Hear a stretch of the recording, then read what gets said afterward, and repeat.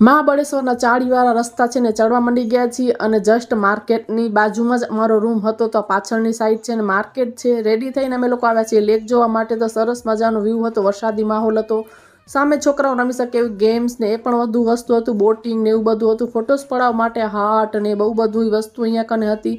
બધા photo click કરાવ્યા ને થોડો ઘણો બધા નાસ્તો કર્યો, ભૂખ લાગી હતી એટલે વરસાદી માહોલ હતો ને એટલે ફરવાની બહુ જ મજા આવતી હતી.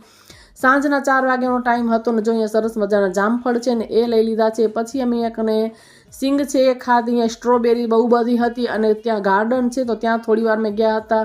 પછી મેં દેરાણી પર ઝૂલા છે ને એ ખાઈ લીધા અને હોર્સ રાઇડિંગ છે એ અહીંયા કાન ગર્લ્સ કરતી હતી. ને અમે લોકો સનસેટ પોઈન્ટ છે ને તો સનસેટ જોવા માટે આવે છે પણ વાદળછાયું વાતાવરણ હતું એટલે બહુ સનસેટ દેખાતો ન હતો. પછી અમે હાથીચા પોઈન્ટ છે ને ત્યાં આવ્યા છે ને એટલો સરસ વ્યૂ હતો. અહીંયા સામેથી બેન્ચીસ છે ને બેસીને જોવાની બહુ જ મજા આવતી હતી. રાતના ટાઈમે મહાબળેશ્વરની માર્કેટ છે ત્યાં